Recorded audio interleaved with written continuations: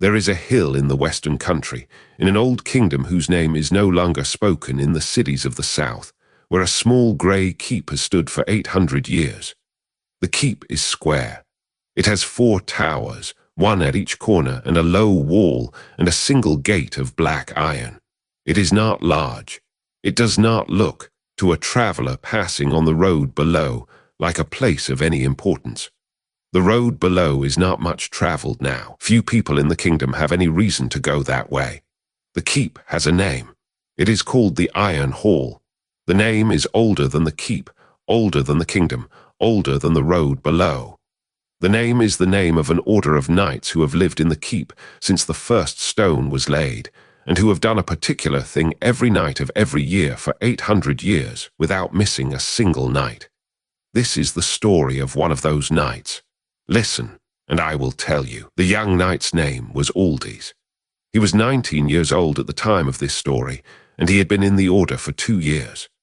He had come to the Iron Hall as a boy of 17, on a horse his uncle had given him, and with a sword that had belonged to his father, and he had sworn the small private oath that the order required of its members at the gate, and the gate had been opened to him, and he had been a knight of the Iron Hall ever since. He had been chosen for the order by the master, an old knight called the Lantern-bearer, who came once a year to the towns of the western country and looked in his quiet way at the young men of the right age. The Lantern-bearer did not say what he was looking for. He did not test the young men in any obvious way. He sat in the corners of taverns and watched. He spoke to mothers. He watched young men work and ride and pray. And then he chose, or did not choose, and rode away. And the young men he had chosen received a letter in the spring of the year, inviting them to come to the Iron Hall and to take the oath if they so wished. Aldis had wished. He had wished it without entirely understanding why. The letter had been very plain, a single sheet of paper, sealed with grey wax, naming him, naming the keep, naming the date he should arrive if he came. It said nothing of what the order did. It said nothing of the watch. Aldis had asked his mother and his uncle what they knew. His uncle had said that the Iron Hall was an old order and a respected one, and that the knights of the Iron Hall did some kind of duty in the night, and that Aldis would learn what the duty was if he went. His mother had said only that she had hoped this would happen. She had said it with a strange, small look on her face, the look of a woman who has been waiting a long time for a particular knock at her door. He had gone. The horse and the sword and the road, the keep on the hill, the black iron gate, the oath at the gate, sworn to a man in grey armour whom he did not yet know was the Lantern-bearer himself. Then the gate had opened, and Aldis had ridden into the courtyard of the Iron Hall, and the rest of his life had begun. The order was small. 23 knights, the year Aldis joined. 22 now. By the autumn of his second year, old Sir Cale had died of a winter cough during Aldis's first January, and they had buried him in the small chapel under the keep, and the order had not yet replaced him. 22 was a low number, the older knights said. The order had been 44 when the Lantern-bearer was a young knight himself. It had been 60 in his master's day. The number had been falling for centuries, the way a slow tide falls, not catastrophically, not all at once, but steadily. The young men chosen by the Lantern-bearer were fewer each year. Some he chose did not come. Some came and found they could not stay. The order took anyone who could swear the oath truly, but it required of them a particular kind of patience that not every man in the kingdom had, and the kingdom, the older knights said, was not making men of that kind in the numbers it once had. The duty of the order was the watch. Every night of the year, at the moment the sun touched the western hills, 12 knights of the Iron Hall came down into the courtyard in full armour, and mounted 12 grey horses kept for that purpose in the western stable. They formed a column of 2 abreast, and they rode out through the black gate, and they made one slow ceremonial circuit of the hill on which the keep stood. Down the southern road, past the small farmhouses below, around the eastern slope where the great old oak grew, up the northern path where the ground was rough and the horses had to walk, and back through the gate from the west. The circuit took, in good weather, just under 3 hours. In bad weather it took longer. It was always made. It had been made every night for 800 years. The order had never missed. In the courtyard, when the column rode out, the rest of the knights stood in 2 lines facing each other and saluted. The lantern-bearer stood at the gate with his small iron lantern lit and held high, and he watched the column pass, and he said the small word he was required to say. The column rode out into the failing light. The lantern stayed lit at the gate until the column returned.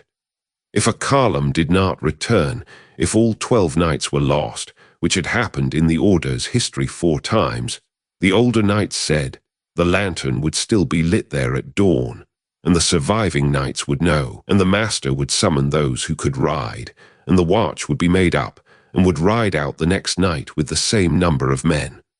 The lantern at the gate did not go out. That was the rule. The lantern at the gate did not go out. Aldis had ridden the watch for the first time in the 3rd week after his arrival. He had been frightened. He had not yet known what he was supposed to be frightened of, and that had made it worse, in a way. The older knights had told him very little. Old Bran, who had been Aldis's mentor since the first day, a quiet man of 58 years, slow-spoken, with a long grey beard that he kept tied with a small leather cord, the longest-serving knight in the order after the lantern-bearer himself. Old Bran had said only that on most nights nothing happened.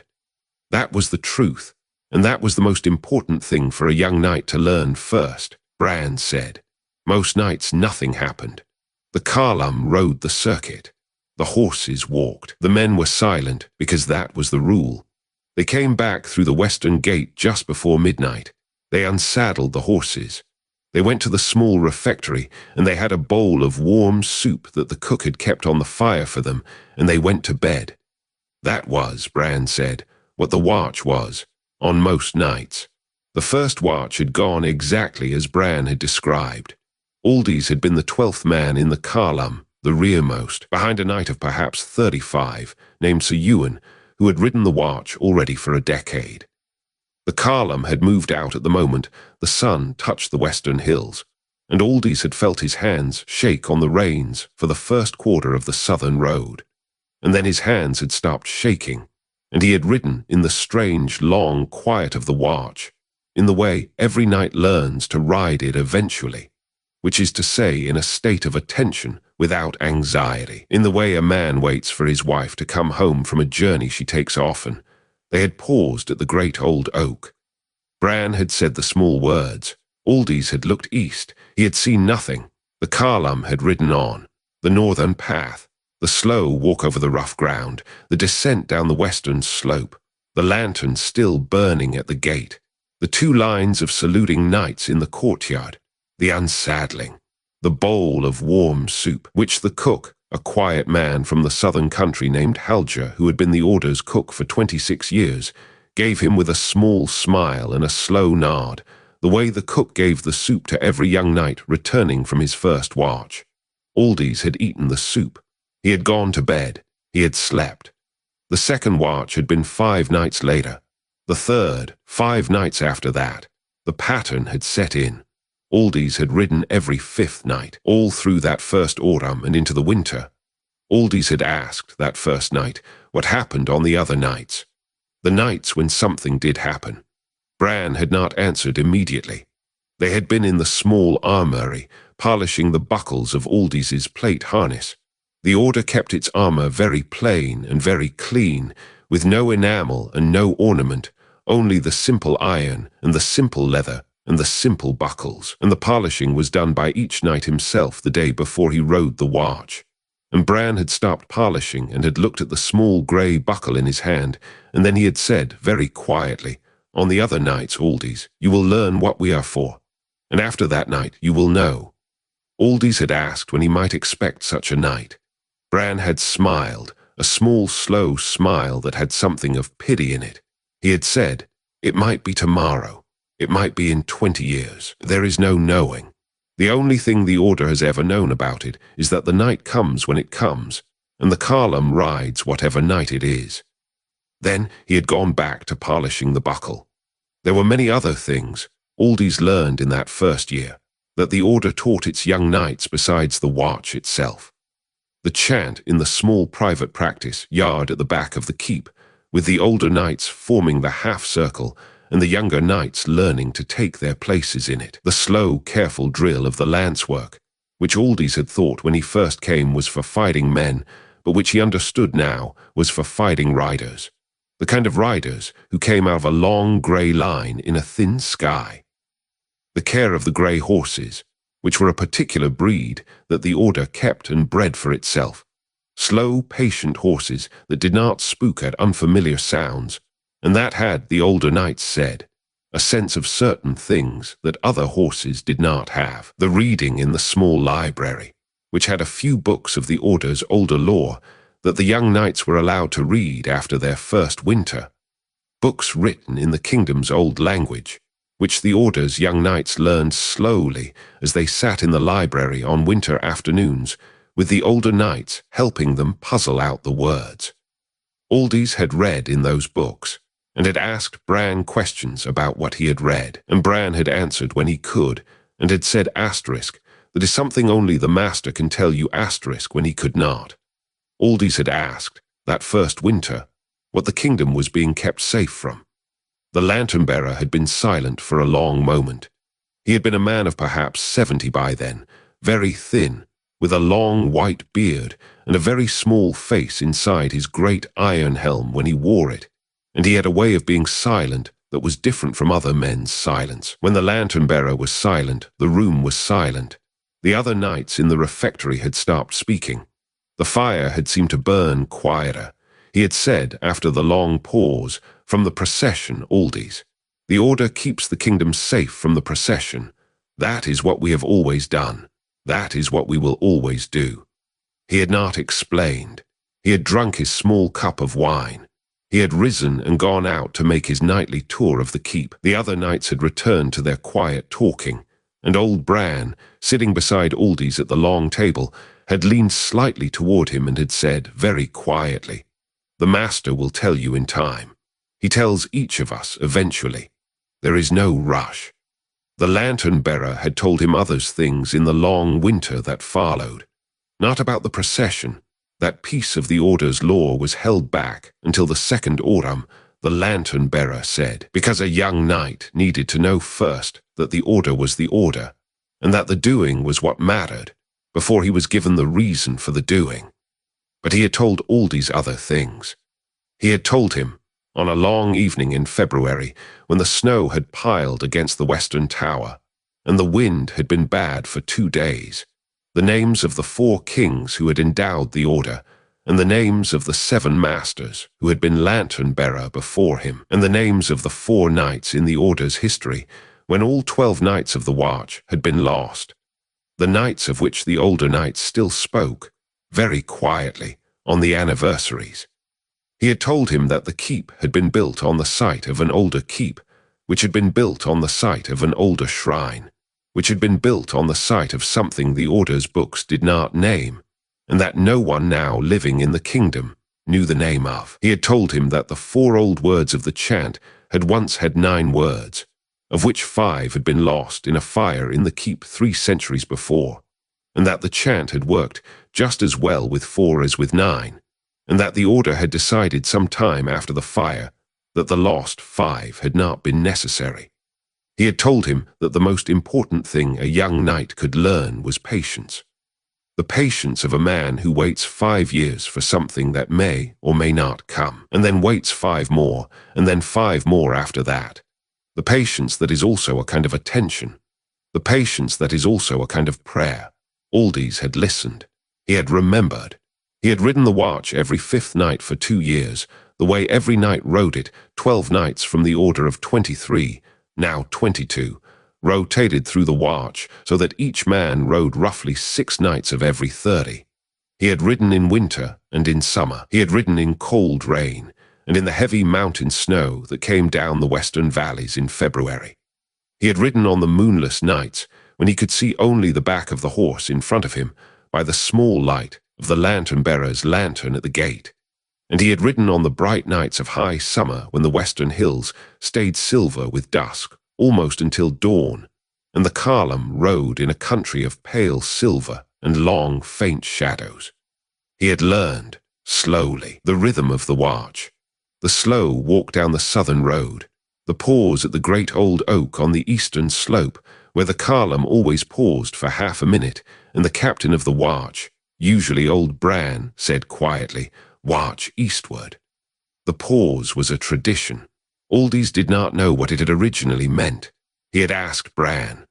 Bran had said only that he himself did not know either, and that his master before him had not known, and that his master's master before that had not known, and that the pause had been part of the watch as long as the order remembered. That was the way of the Iron Hall. There were many things the order did because the order did them. The reasons were not always remembered. The lantern-bearer had said once, in the small dark refectory in the late evening of Aldis's first winter, that the order was older than its own memory, and that the things it did had reasons, but that some of the reasons had been lost, and that the doing of the things was what mattered. The doing was what kept the kingdom safe. The reasons could go. The doing could not. Aldis had asked, that winter evening, what the kingdom was being kept safe from. The lantern-bearer had been silent for a long moment. He had been a man of perhaps 70 by then, very thin, with a long white beard and a very small face inside his great iron helm when he wore it, and he had a way of being silent that was different from other men's silence. When the lantern-bearer was silent, the room was silent. The other knights in the refectory had stopped speaking. The fire had seemed to burn quieter. He had said, after the long pause, "From the procession, Aldis. The order keeps the kingdom safe from the procession. That is what we have always done. That is what we will always do." He had not explained. He had drunk his small cup of wine. He had risen and gone out to make his nightly tour of the keep. The other knights had returned to their quiet talking, and old Bran, sitting beside Aldis at the long table, had leaned slightly toward him and had said very quietly, "The master will tell you in time. He tells each of us eventually. There is no rush." The master had told him in time. It had been 6 months later, in a small private conversation in the chapel under the keep, on the day Aldis had been advanced from the rank of squire knight to the rank of brother knight, the small ceremonial advancement that came after a young man's second aurum in the order. The lantern-bearer had stood in the chapel beside the small grey altar, and he had laid his hand on Aldis's shoulder, and he had told him. The procession, the lantern-bearer had said, was the host of the dead. It was old. It was older than the kingdom, older than any kingdom. It moved through the night sky on certain nights of certain seasons, in particular places of the world where the air was thin enough between the world of the living and the country it came from, and it travelled in a long, slow line of riders on grey horses, with grey banners and grey lances, and it sang in a language that no living man had ever learned to speak. The procession was not, the lantern-bearer had said carefully, evil. It was something else. It was a thing that had been part of the world since before the world had been measured by men. It had its own purpose. It rode where it rode, and went where it went, and did what it did, and the dead in its long line were the dead that it had gathered along its way. The trouble, the lantern-bearer had said, was that the procession sometimes gathered the wrong dead. It rode through the world picking up the recently departed, the way a column of geese picks up other geese as it flies south. Most of the time it picked up the right ones, the dead whose time it was, the dead who had no other place to go. But sometimes, in places where the air was thin, it picked up dead whose time was not yet. It picked up sleepers. It picked up the very ill. It picked up children who had not yet died but who were close to dying. It picked them up and carried them away in its long line, and they did not come back, and the world had to be without them. This had happened, the lantern-bearer had said, in many places throughout history.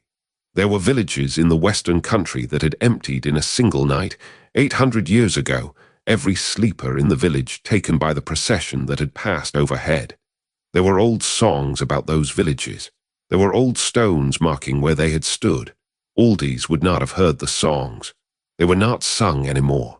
The places had been quiet for a very long time. The iron hall, the lantern-bearer had said, stood on a hill where the air was thin. It had always been thin. The order had been founded 800 years before by a king of the old kingdom whose own son had been taken by the procession, to keep watch on the hill and to turn the procession aside on the nights it came. The watch had been working ever since. Most nights, the procession did not come. Most nights, the watch rode the circuit and saw nothing. But on the nights the procession came, the watch turned it aside. Aldis had asked how. How did 12 knights on 12 grey horses turn aside the host of the dead? The lantern-bearer had been silent for a long moment. He had said, finally, that the answer to that question was the part of the order's lore that was best learned in the doing, not in the telling. He had said that the watch had its rules, and the rules worked, and the rules had worked for 800 years, and that the doing was what mattered. He had said that Aldis would learn the rules in the doing. He had said that on the night the procession came, Aldis would do what Bran told him to do, and the order would do what it had always done, and the procession would pass. That had been the end of the conversation. The lantern-bearer had blessed him, in the small grey ceremonial way the order had, and Aldis had left the chapel and had gone up the spiral stairs to the courtyard, and the world had looked the same to him. But it had not been the same. Some part of him had become, in that small chapel under the keep, the part of him that knew what he was for. The night of the procession came in the autumn of his 2nd year. It was the night of the 17th of October, a date that the order had on its calendar, but that the order did not say aloud, because the saying of dates was one of the things the order did not do. The day had been clear and cold. The leaves on the great old oak on the eastern slope had turned brown and red and yellow, and many had fallen, and the wind in the morning had been from the north and bitter. The lantern-bearer had been very quiet at the breakfast table. Old Bran had been very quiet too. Aldis had been on the duty roster for the watch that night, and he had spent the afternoon in the armoury polishing his buckles in the slow, careful way the order required, and he had felt, throughout the afternoon, a kind of pressure behind his ears that he did not entirely understand, and that he did not want to ask about. At dinner, the lantern-bearer had risen at the head of the long table and had said, in his quiet voice, that the watch tonight would be a particular watch, and that the 12 knights riding tonight would do well to take their rest in the early evening, and that the master would lead the watch himself. The master had not led a watch in 14 years. Aldis had looked across the table at old Bran. Bran had been looking at his bowl of stew. He had not looked up. Aldis had not eaten well that evening. He had drunk a cup of small ale and gone to his small stone cell on the 3rd floor of the western tower and laid down on his bed in his under-armour, and he had not slept. He had listened to the wind. He had listened to the small sounds of the keep, the closing of a door 3 floors down, the slow steps of the older knights who were not riding tonight going to bed, the small clatter of a metal cup falling on the stones of the courtyard from the cook's hand, and being picked up again. He had listened. He had not slept. He had thought during those hours of his mother in the western country, who had sent him here, and who had had the look of a woman waiting a long time for a particular knock at her door, and he had thought she had known, somehow, that he would be at the Iron Hall on a night like this one. He did not understand how she had known. He understood that she had. When the call came, 3 slow strikes on the iron bell at the gate, the call that summoned the watch to the courtyard, Aldis had risen and dressed in his plate harness with the slow, careful patience the order required. He had taken his sword and his small iron-headed lance and his round shield. He had walked down the spiral stairs of the western tower and into the courtyard. The other 11 knights of the watch were already there. The grey horses were saddled and waiting, breath steaming in the cold air. The lantern-bearer was at the head of the column in his great grey armour, with his small iron lantern hanging from his saddle, lit. Old Bran was second. The other knights were arranged in their usual order, the senior men in front, the younger men behind. Aldis was 10th in the column. The 2 knights behind him were younger than he was. The lantern-bearer turned in his saddle and looked back at the column. He did not speak. He looked at each man, slowly, in turn. When his eyes came to Aldis, they stopped for a moment, and Aldis felt, for the first time in his life, the full weight of the master's attention on him, the weight of an old man who had ridden many watches and had seen many things and was looking now at a young knight to see whether he would do. The lantern-bearer turned forward again. He raised his hand. The column moved. They rode out through the black iron gate. The remaining knights of the order, the 11 who were not riding the watch tonight, stood in 2 lines in the courtyard and saluted. The lantern was lit at the gate, held now by one of the knights who had been left behind. The column passed through into the dusk. The first hour was as it always was.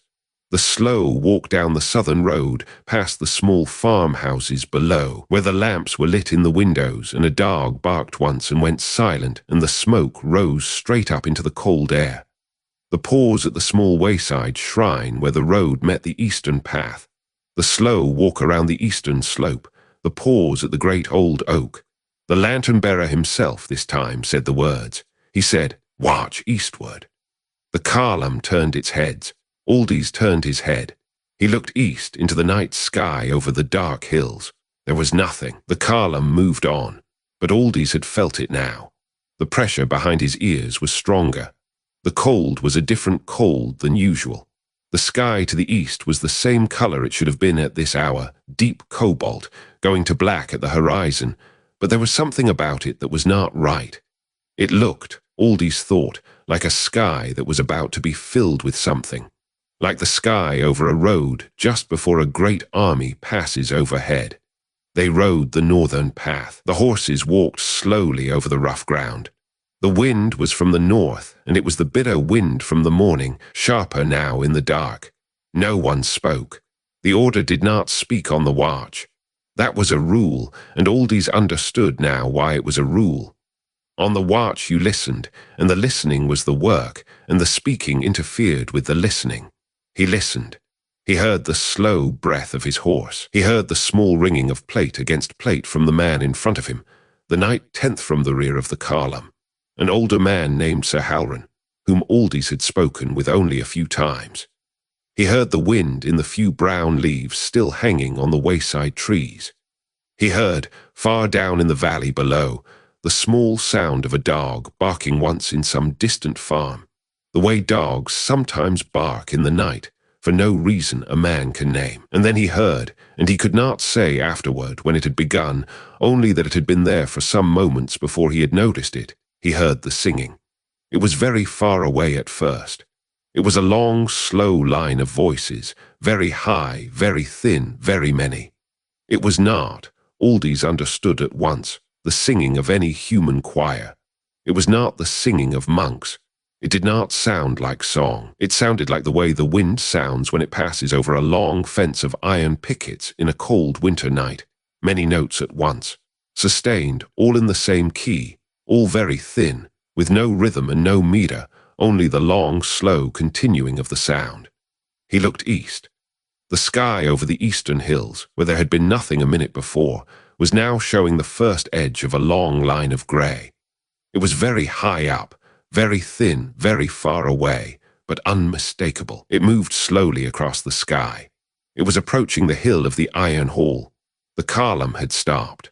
Aldis had not heard the order to stop, but they had stopped, all at once, the way the order did things, without a word, without a signal he could see, only the slow, deep, ancient rhythm of men who had been doing the same thing for many years.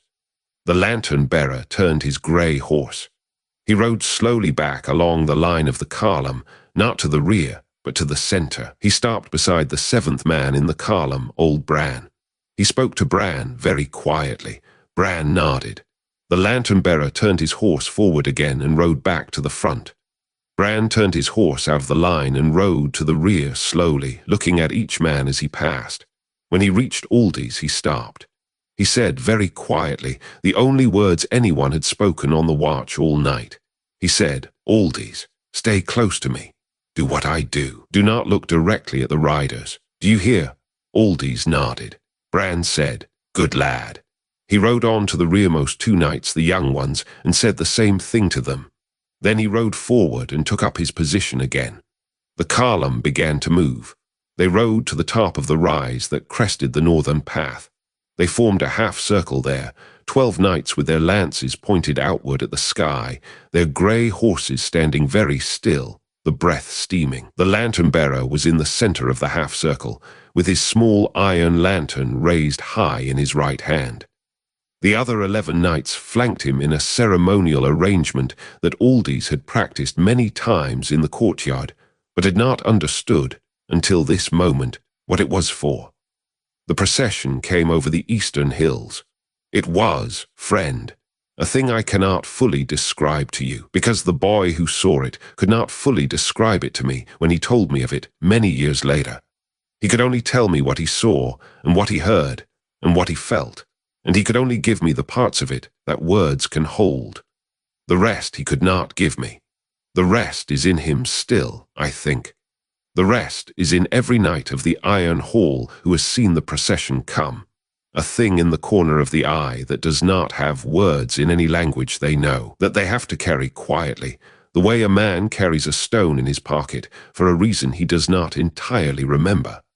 The procession was a long line of riders on grey horses, riding in pairs, 3 abreast in some places and 2 abreast in others, and the line of them stretched away to the east beyond seeing.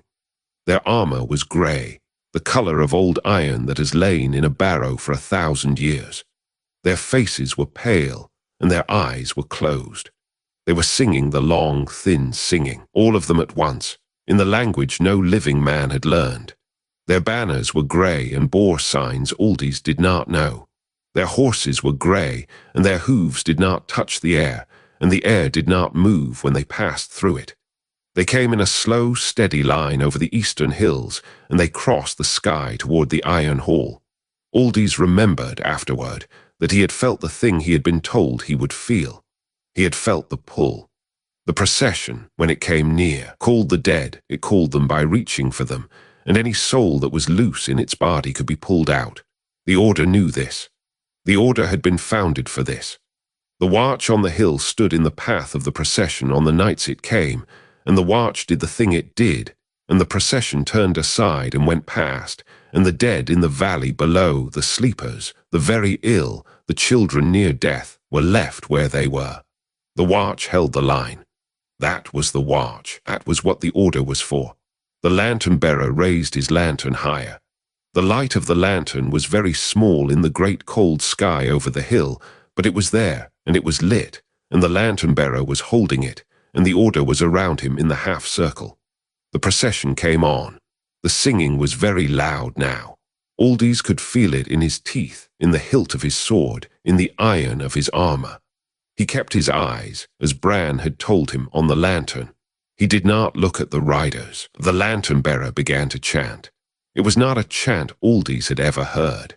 It was very low and very slow, and it had 4 words in it, repeated, 4 old words in a language he did not know, but that he understood at once, was the language of the kingdom before this kingdom, the old language that was used only in the Iron Hall, and was used only on the nights the procession came.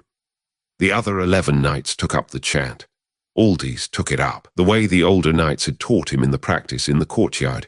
He had not known then what the practice had been for, and now he knew. The chant was slow. It moved with the breath. It moved with the heart. It was a thing the Order did, and the doing was what mattered. The first riders of the procession reached the air over the hill. They turned. Aldis felt the turn more than saw it. The long grey line that had been coming toward the Iron Hall swung very slightly to the south, away from the hill, and continued on its way, and the line behind it followed, and the line behind that, and for a long time, Aldis could not say how long. The watch stood in its half-circle, and the chant went on, and the procession passed slowly over the southern slope of the hill, parallel to the hill but not crossing it, and the singing was loud, and the cold was very great, and the lantern-bearer's lantern stayed lit in his raised hand, very small, very steady, very alive. And then the trouble. There is, friend, a thing that sometimes happens on the night of the procession that the Order has known about for many years, and has prepared for, and has never been able to entirely prevent. The procession travels in a long line, and the line is not perfectly orderly, and sometimes a rider, or a small group of riders, falls out of the line, falls out toward the watch, comes to the half-circle on the hill, comes to find what has held the procession aside. The Order knows this can happen. The Order has its rules for what to do. A rider fell out of the line of the procession that night and came toward the half-circle on the hill. Aldis saw the rider. He saw the grey horse, the grey lance, the grey banner, the pale face with the closed eyes, the slow, patient approach. The rider was riding straight at the lantern-bearer. The lantern-bearer did not move. He continued the chant. The 11 other knights continued the chant. Aldis, because the Order was the Order, continued the chant, although his voice was thinner than it had been a moment before, and he could feel the cold of the riders approach on his face the way a man can feel the heat of a fire from across a room. Old Bran rode out of the half-circle. He rode out alone, without orders that Aldis could see, in the slow, steady way that the Order did things, and he placed his grey horse between the lantern-bearer and the approaching rider. He raised his lance. He said, in a voice that was not loud, but that was perfectly clear in the cold air, the small private words that the Order said in such moments, words that Aldis had heard the older knights say in the practice yard, words he had never until that night fully understood. The words were old. They were not in the language of the kingdom.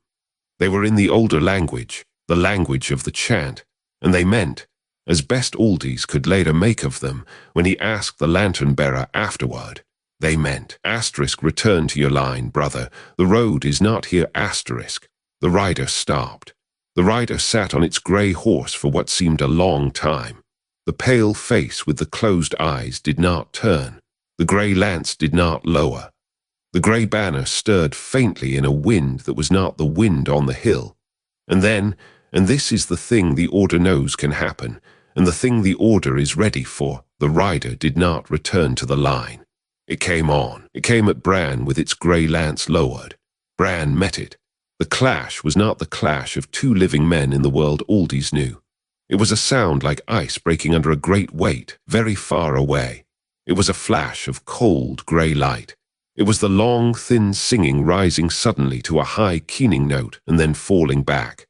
Bran's lance struck the rider in the center of the grey breastplate. The rider's lance struck Bran's shield. Bran did not fall. The rider did not fall. They held there, in the cold air over the hill, two figures in armor holding each other steady on the field where the rules of the world were thin. The lantern-bearer raised his lantern higher. The chant of the other 10 knights, Aldis was, in that moment, only just barely able to keep chanting himself. The chant rose. It rose to the volume the Order practiced for. The deep, slow, steady volume that the Order had learned was the volume that worked, the volume that turned the procession aside. The rider yielded. It pulled its lance back. It turned its grey horse. It rode slowly back toward the long line of the procession passing across the southern slope. It rejoined the line, and the line went on, and the singing began to fade, and the procession passed. Old Bran rode back to the half-circle. He took his place beside Aldis. He was holding himself in the saddle very carefully. Aldis could see, in the small, pale lantern light, that there was a long grey mark across the shield arm of Bran's plate harness, and that the mark was deeper than steel can ordinarily be marked. Bran did not speak. He continued the chant. The chant went on for some time after the procession had passed. The watch held the half-circle until the eastern sky was entirely empty again, until the deep cobalt was the deep cobalt of an ordinary autumn night, until the singing was gone from the air, and the cold was the cold of an ordinary cold autumn, and the breath of the horses was the only sound on the hill. The lantern-bearer lowered his lantern. He turned his horse. The column reformed slowly, in the way the Order did things, and they rode the rest of the circuit, down the western slope, the slow walk around the base of the hill, the approach to the gate from the west, the lantern at the gate, still lit, held by the knight who had stayed, the column passing through into the courtyard, the other knights of the Order standing in their 2 lines, saluting. Bran was helped from his horse in the courtyard. He could walk, but slowly. The grey mark on his shield arm had spread up under the plate to his shoulder, and the cook, who was also the Order's healer, took him into the small room behind the kitchen and closed the door. Aldis stood in the courtyard for a long time after the rest of the watch had dispersed. He stood by his grey horse. He held the reins. He did not unsaddle. He did not move. The cold air was the cold air. The lantern at the gate was still lit. The keep was the same keep it had been when he had walked across this courtyard at sundown. The lantern-bearer came out of the chapel after some time, where he had gone to give the small thanks the Order gave on such nights. He saw Aldis standing alone with his horse. He came across the courtyard. He was very tired. He looked older than he had looked at breakfast, although it had been only one night. He said, "He will not die, Aldis.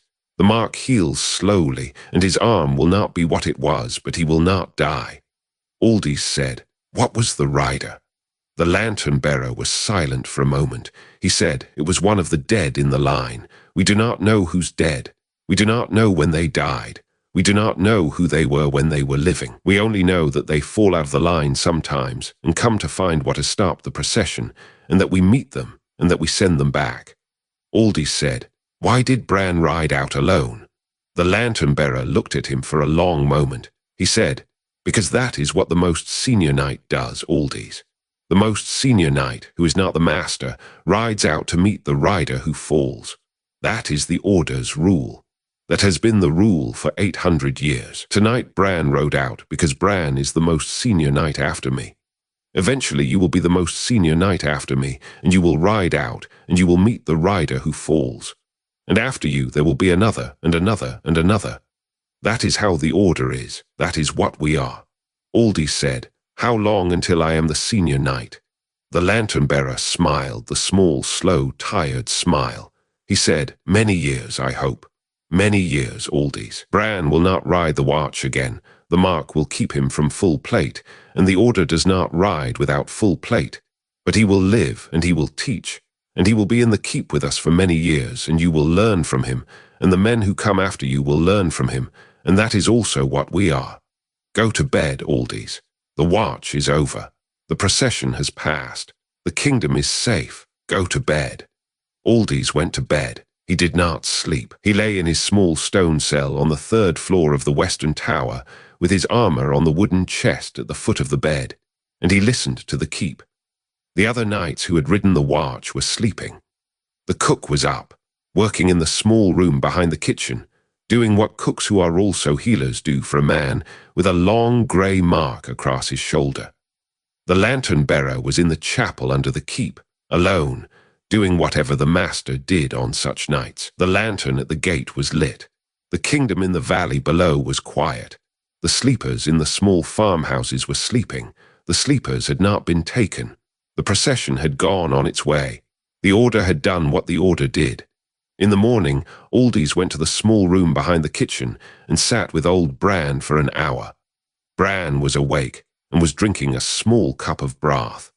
The grey mark on his shoulder was already beginning to fade, slowly, but visibly, the way the mark fades when the Order's small ceremonies have been done over it.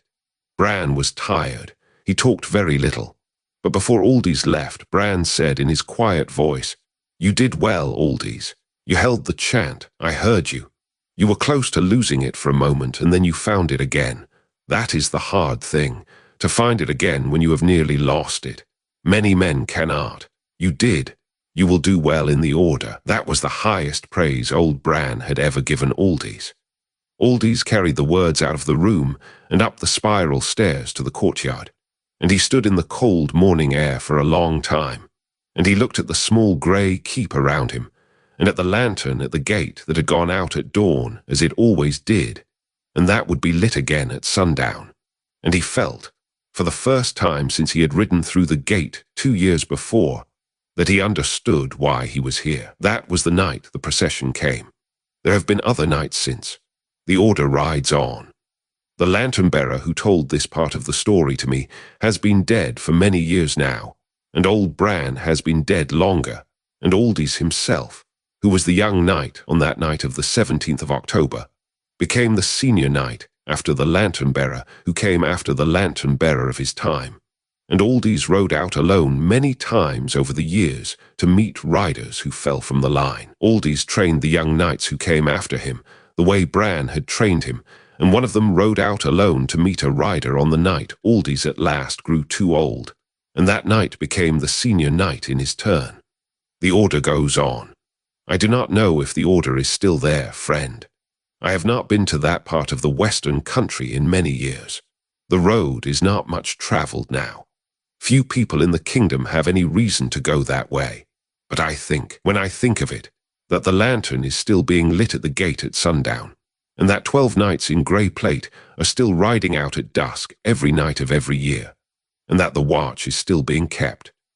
I think that on certain autumn nights, when the air is thin between the world of the living and the country the procession comes from, 12 knights still form their half-circle on the rise of the northern path, and chant the 4 old words, and turn the long grey line aside. And I think that the kingdom, the small old kingdom that has mostly forgotten what is in the western country, is still being kept safe by men who have forgotten most of the reasons for the things they do, but who do them anyway, because the doing is what matters. Sleep, friend. The fire is good for some hours yet. Good night.